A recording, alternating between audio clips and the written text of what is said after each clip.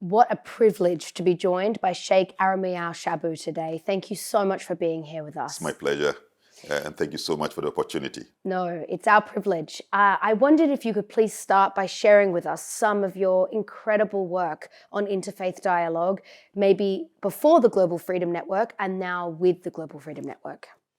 Thank you very much for this opportunity, and warm felicitations from Ghana, far away in West Africa, and congratulations for the good work that you are doing. And my contact with the Global Freedom Network now opens another chapter in already what I've already been doing with respect to the promotion of interfaith dialogue, working to build relationships across religious divide, so that within the context of diversity, we can also build a peaceful world where we can all live and survive in dignity and in peace and in harmony. And so I must say that my approach to interfaith dialogue has so much been influenced by my academic experience. Back at the university, some of the courses I did that has shaped me a lot in the way I deal with interfaith, the philosophy of religions, as I studied as a course, the phenomenology of religion as a research method in the study of religions, and the comparative study of religions. These are things that have broadened my whole mind and outlook about how to look at other religions and to appreciate the value therein. For example, if you take phenomenology of religion, for example, teaches me to look at other religions as they are understood. Not I see them, but as they believe and practice, and to understand the value from their perspective. Yes. And that's when then I can respect them for what they do, and that has been so helpful. So, respect to my work with the interfaith, I was very, very active in the facilitation or the formation of what in Ghana we have come to call the GCRP, that's Ghana Conference on Religions for Peace. I was very active in setting the foundation for that group to be put together. Secondly, I have been very, very active also in my camaraderie and good relationship with the Secretary General of the Catholic Bishops' Conference. Together we were able to think through and saw the need for us to have an annual meeting between the leadership of the Muslim community in Ghana under the distinguished auspices of the eminent National Chief Imam, Dr. Sheikh Armiyawo Shaibu, and then the Catholic Bishops' Conference on the other side, that we could have annual meetings, formalized meetings, which are undergirded by our mutual respect, also our common values, and also the broader interest of the nation and the world at large, that which brings the best to the human being. And because of that, I have been very active in also working along that line. And like I mentioned the last time, we have had 2 editions so far of that annual meeting between, I have also been very, very closely working with the Christian Council of Ghana, in the area of joint action to ensure that we have a peaceful environment during our elections. And so ahead of the 2016 election, for example, we succeeded in securing some funding to organize different programs. One, public lectures, educating the larger public, both Muslims and Christians, about the why of elections, and also the need to keep the peace of the country in spite of our partisan inclinations. And secondly, we also had to target the youth. For example, Muslim youth and Christian youth together organize peace walk, for example. We organize games, football matches, all in the interest of promoting a closer collaboration and building a sense of respect for other faith among the youth as they grow. And that was so successful to really conscientize and bring the attention of the young people to the need for us. So these and others. And then also, like I mentioned, one that puts me more in the limelight now in terms of the interfaith effort is the program that I do together with my co-panelist, who is a Christian, a very renowned Christian, called Reverend Dr. Lawrence Tete. And I share with him panel on the state television on every Thursday. And because of that, that program has been christened the Reverend and the Sheikh. I like it. Yeah, of course we share. And its symbolic impact goes so much far. And the biggest one now is my role on the National Peace Council, where we engage with leaders, very powerful leaders of the Christian community and the Muslim community, where we share responsibility to maintain the peace of our country. So my engagement in interfaith dialogue has been very, very broad and extensive, and I still seek the opportunity to still continue, because my understanding is that religion, in spite of the diversity, was not made for hate, for the sufferance of human, but rather to bring to the human in the spirit of God that guides us in everything and make us a better human beings, and keep a world wherein we all sharers of all the blessings that God has made available to us. And this brings me to the same field here now, again, interfaith, even as we deal with the Global Freedom Network. You have very successfully been able to create an interfaith dialogue and an environment of peace in Ghana. The world has much to learn from it, but the state of the world right now, especially for civilians, feels very scary. And I feel that there has been a breakdown in dialogue from both a political level, but equally in interfaith. How do you feel that this could be bridged in order to create a world where we aren't accepting any children dying in their homes? Thank you very much. It's been one of my major concerns as I observe things in the world from decades past, where you find, even in the same religion, sectarian conflicts, denominations do not agree, and we have hate happening in the world. For example, between Sunni Muslims and Shiite Muslims, you can have these things happening. Because the Catholic and the Protestants, you find these things happening, and sometimes getting to the levels of conflict and violence, which does not bring any benefit, and it indeed also does not also resonate with the purpose of God for us in life. And I think that there has come a time to us that we become conscious of this, and that is why, from far distant entrenched positions, it appears to me gradually the world of religion is now appreciating the need to work closely towards each other and come to a meeting point where we can build on what we consider as our common values and the virtues that we uphold, that they add to the quality of our humanity. These things are very, very important. For example, every religion in the world talks about peace. You want a peace. The Christian, for example, will immediately quote to you, blessed are the peacemakers, for they shall be called the children of God. I mean, a beautiful thing. In other words, for you to resonate with the Spirit of God, you must have the peace inside you and work towards the peace. Make peace part of the existential experience of every human being. Similarly, if you come to the Muslim, for example, the Muslims greeting all the time is Assalamu alaikum, peace be upon you. And these are the peace that we share across the world. But critical point that we must understand here, for you to give peace to anybody, you must have it first.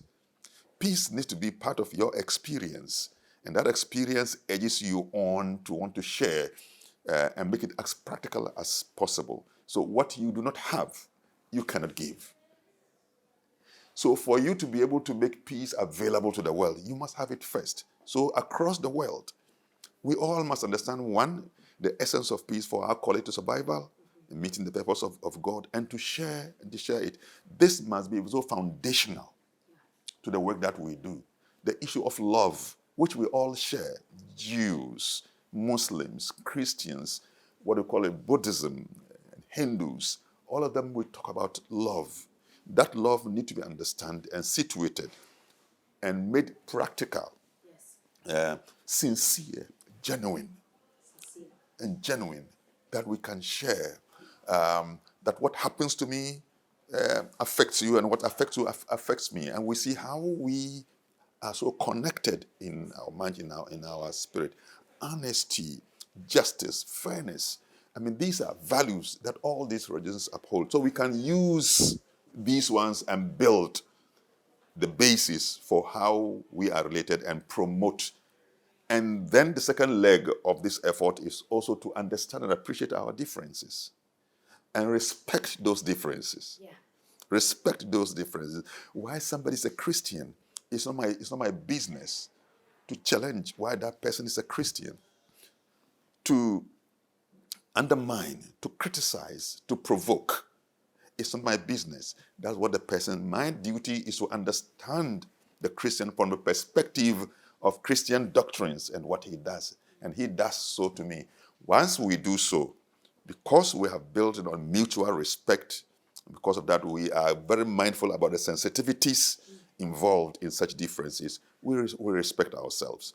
And once we are able to do so, but this understanding needs to be shared. Yes. It's a project. It's a project. It's a project That. It's a that project. we must push it ahead from local levels, from community levels, to state levels, to sub-regional levels, to continental levels, and to global levels, so that at any time violence breaks out in any part of the world, faith leaders will have the courage to be able to confront the issue and help deal with it without having to lose a single life.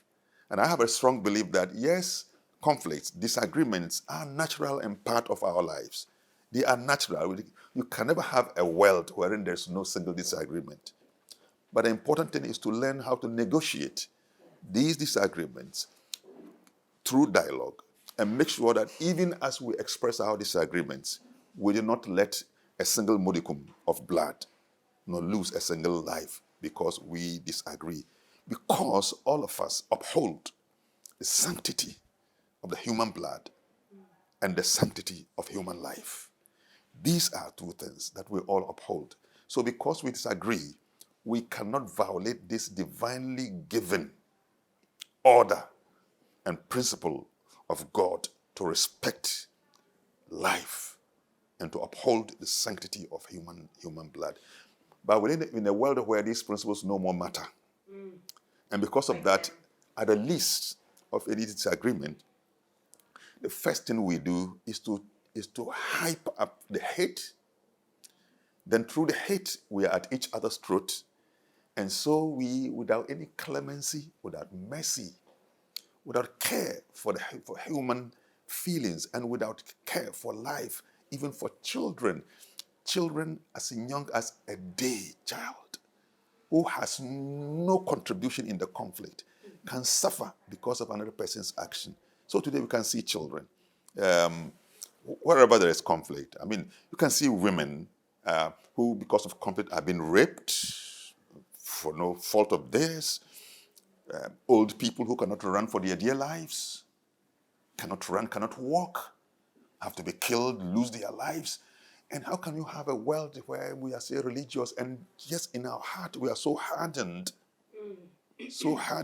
that we can look at an old person who is so helpless and still look at him face to face and point a gun at such an old person who is helpless, armless, and shoot and kill, or a child just an hour old boy, or just a day old boy or a girl, and shoot and kill the mother, and so on. It's a terrible experience.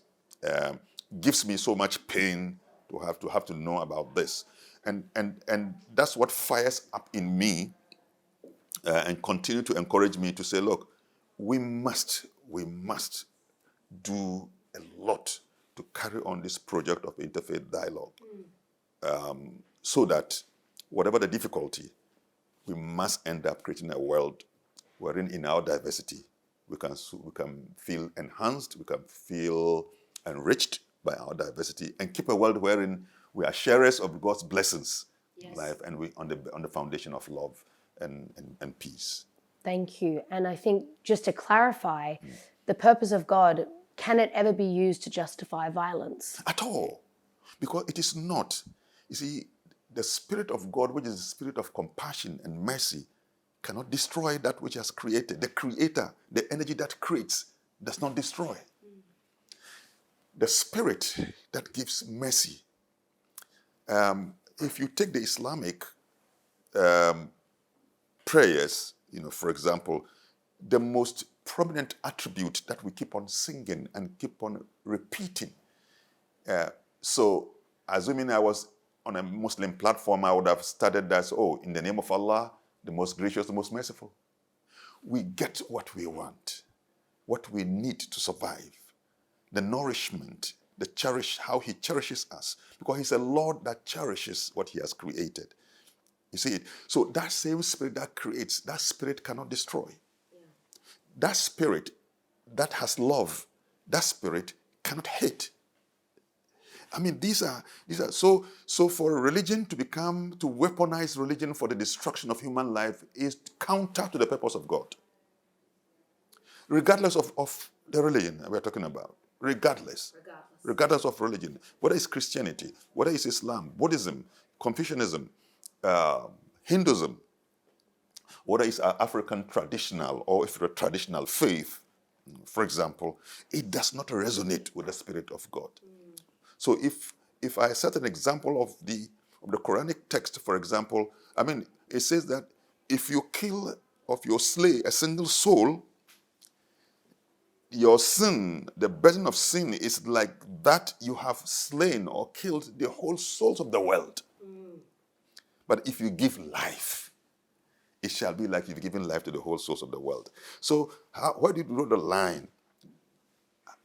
If I kill, okay, that's killing. But if you give life, it's God who gives life. But now we have been told that if you give life, in other words, anything that you do to be constructive in preserving life, make life purposeful, worthwhile for any other human being, make him comfortable to be able to pursue his potential and to be able to meet the purpose of God for creation. That is a fundamental duty of every. For example, we are using now the interfaith platform, working closely with Global Freedom Network, because we have noticed an ongoing phenomenon that does not resonate with the Spirit of God.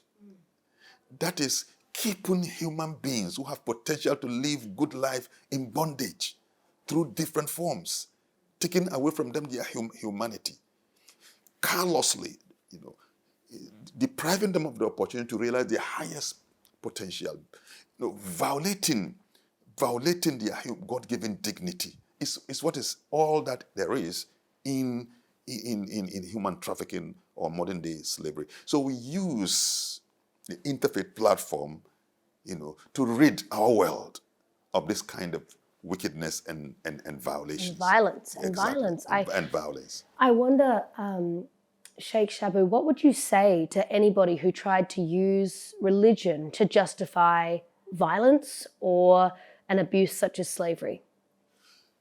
I think that, in the first place, anyone who uses religion to weaponize religion for violence, I think is not in tune with the very spirit that justifies religion, that brings about religion.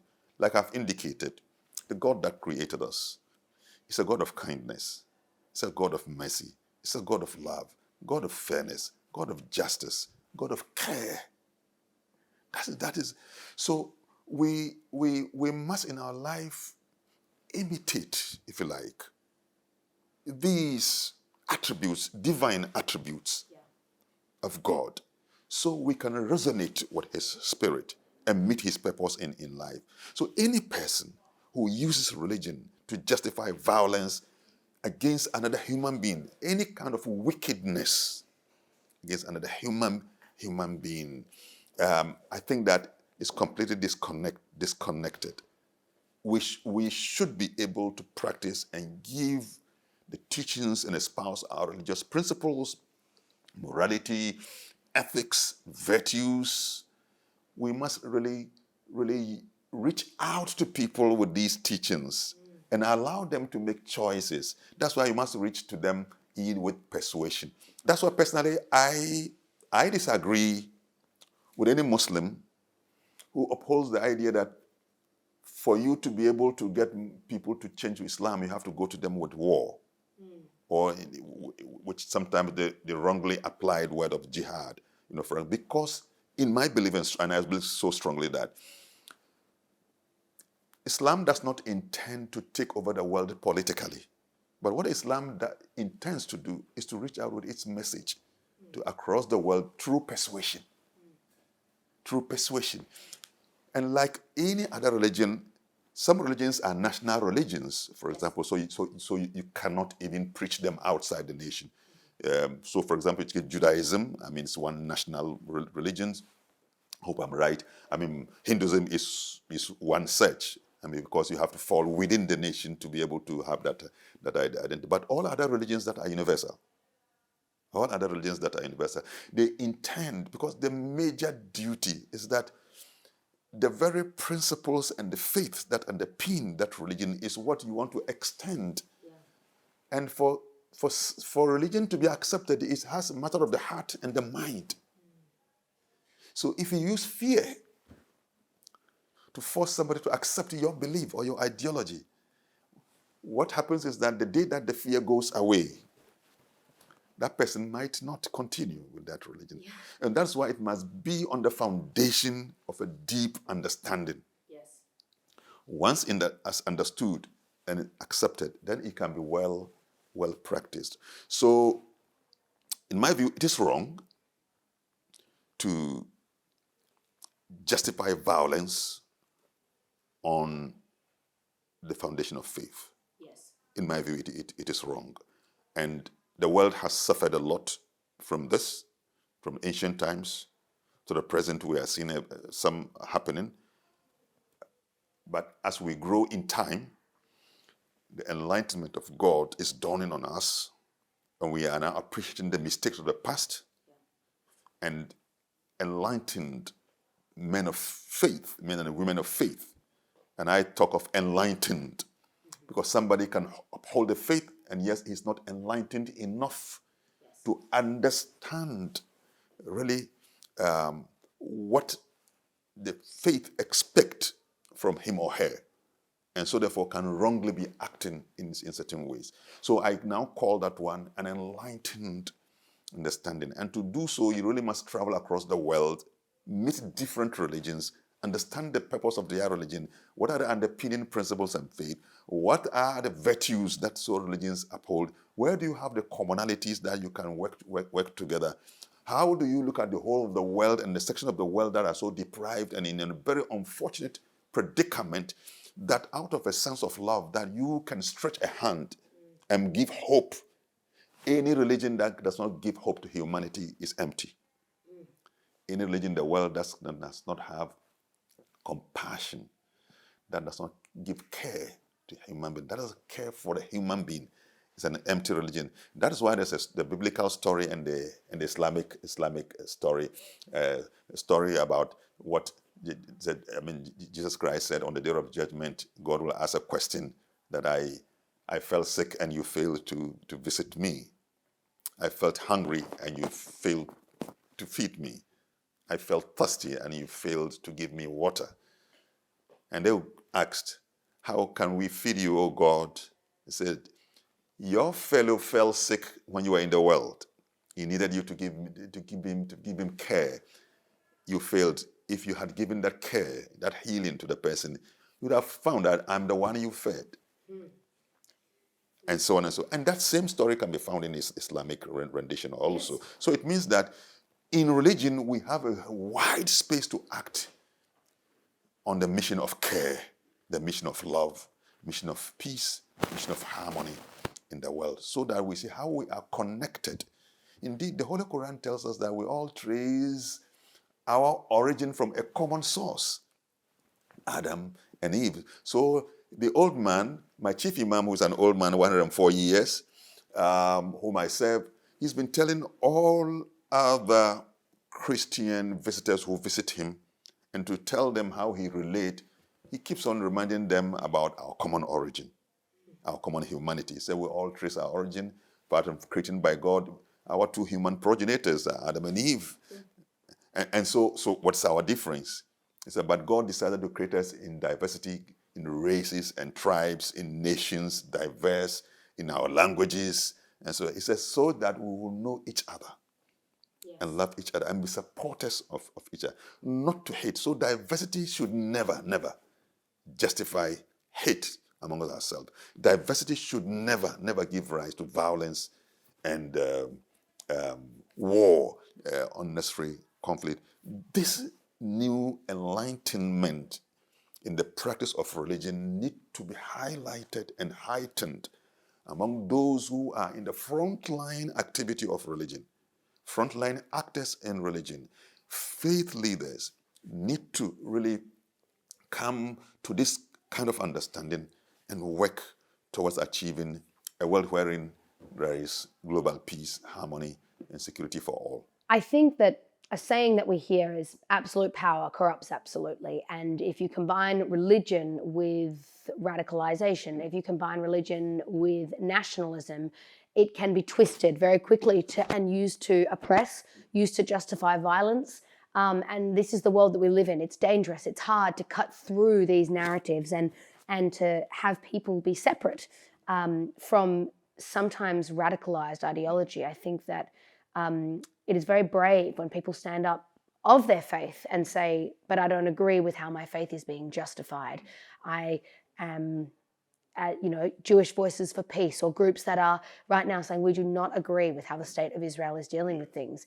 And also young Muslim leaders who say Hamas is not in our name. This is not the violence that we want to see.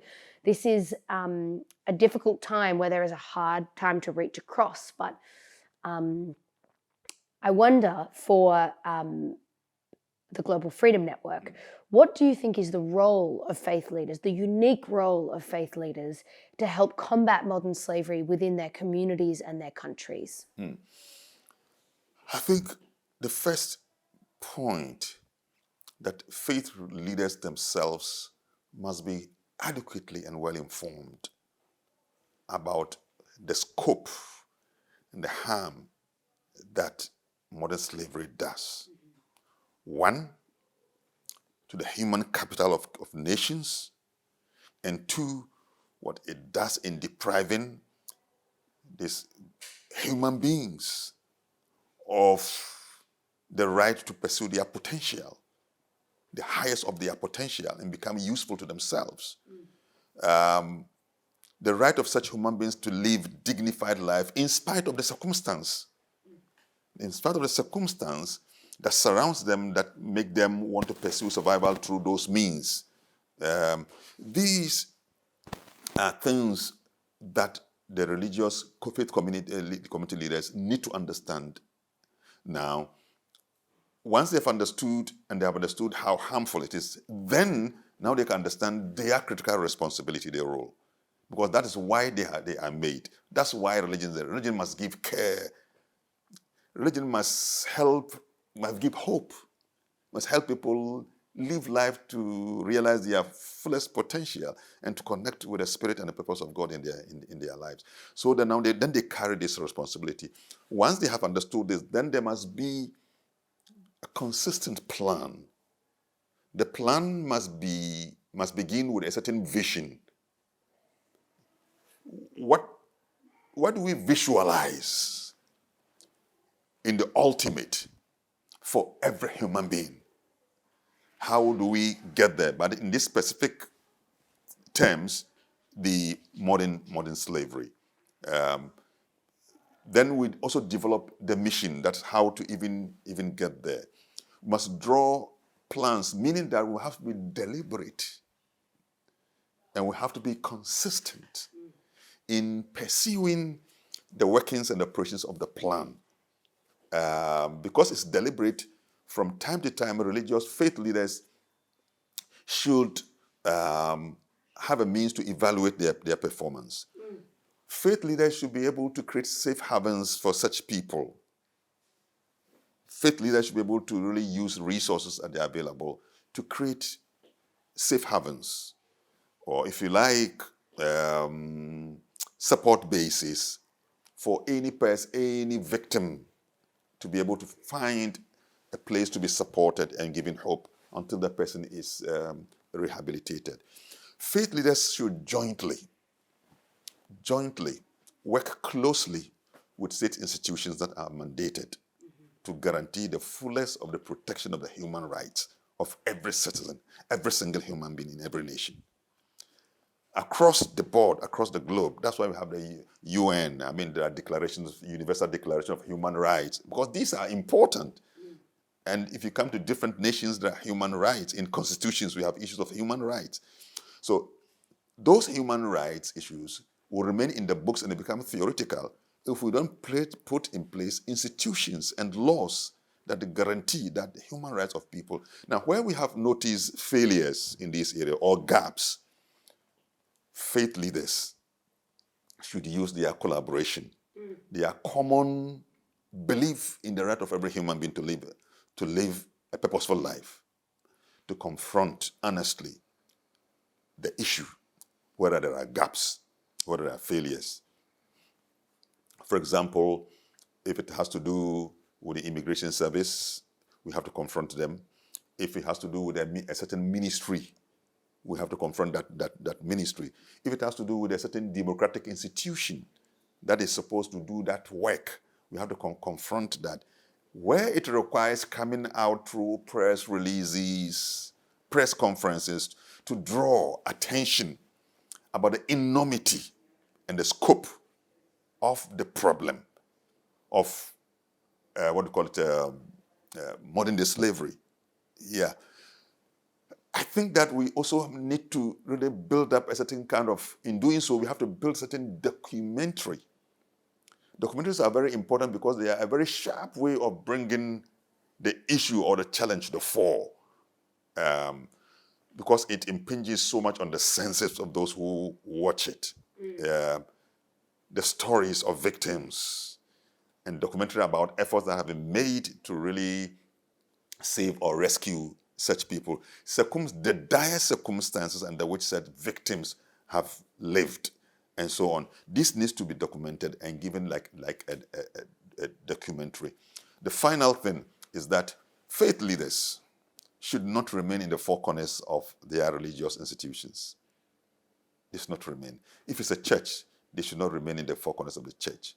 If it's a mosque, they should not remain there.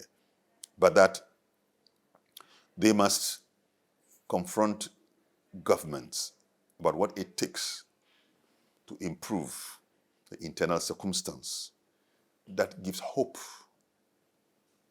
for people to really feel they can still survive in their nations and make it and grow and be contributors and be respected.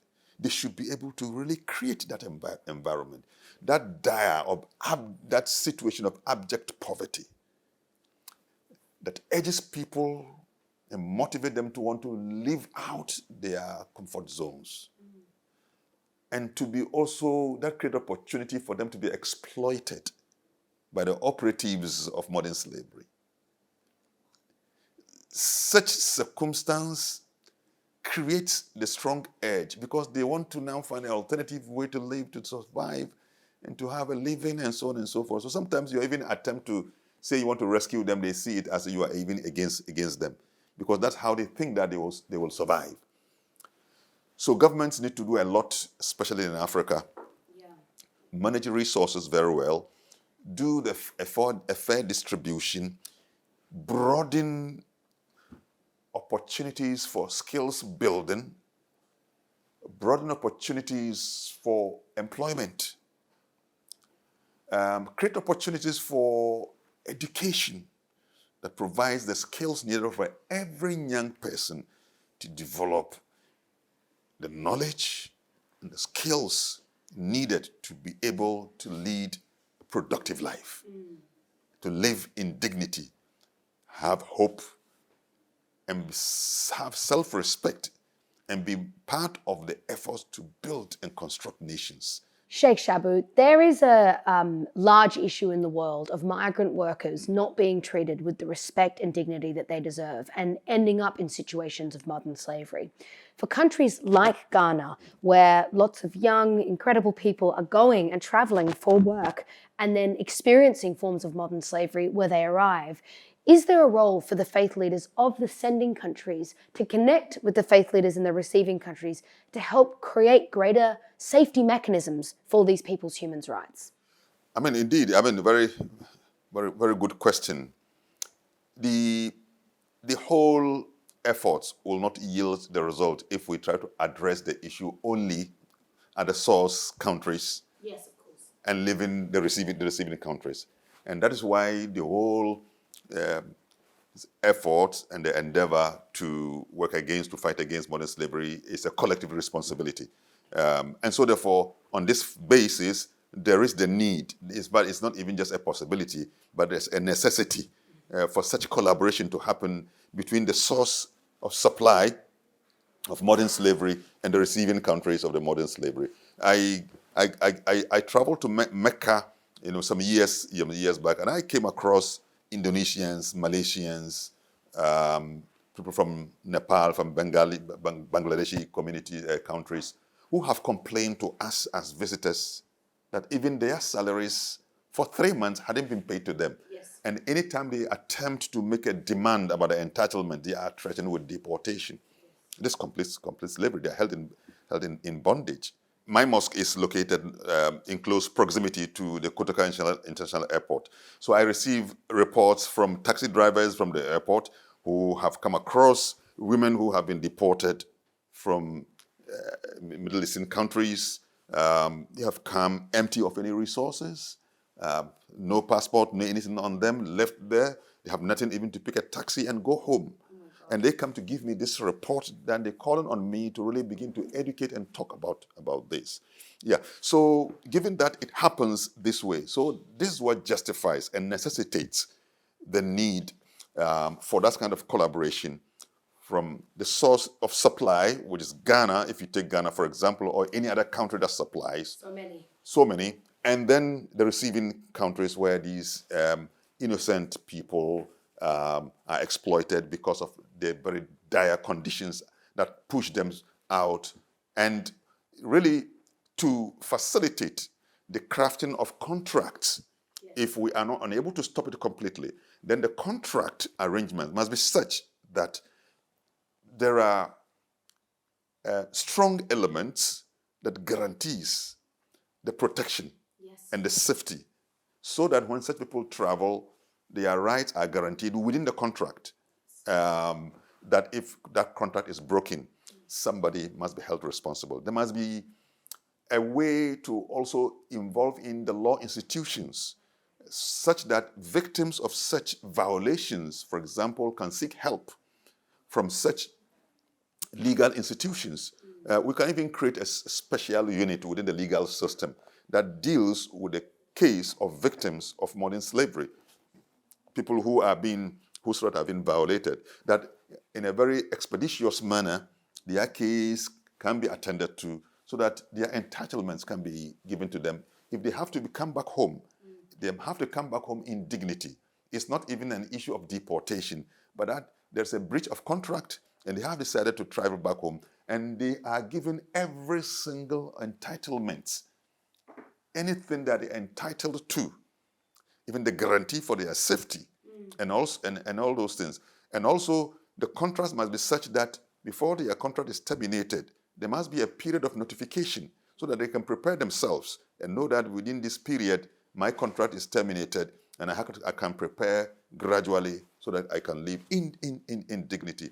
So for me, that framework is necessary, and we have to, faith leaders in source regions and the receiving regions, I think should come together. But the first step actually must come from where the concern arises from, and that is the source of supply. The initiative must come from there and reach out to those who are receiving, so that, these clear violations can be made clear to them, and they are human issues. and if they are ethical and moral, and they have a sense, a human feeling, and they appreciate our common humanity, they should be able to understand that such a violation should not continue. And within the confines of contract, we should be able to guarantee the dignity and the human right of all those who are in it. And that it's a great shame to these countries where these migrant workers come who are critical, important parts of their economy. It is national shame for them if they are not treated with dignity and respect. In those countries, if it's a predominantly religious country, then I say it is embarrassingly contradictory. Embarrassingly Contradictory, because the very spirit of your faith, that's what I permit you. Your faith talks against such violations. So you claim outwardly that you love God, you worship God, you do all those things, and yet you have less and less care for the plight of the less fortunate in your society. Rather, you must be a support to such people who are in dire circumstances. Rather, for your faith, you should be able to give care on the basis of love, compassion. For all people. For old people, young people, any individual who finds himself in any difficult situation that is so helpless, and he needs a certain compassionate hand to be able to say, look, can I find hope in this hand?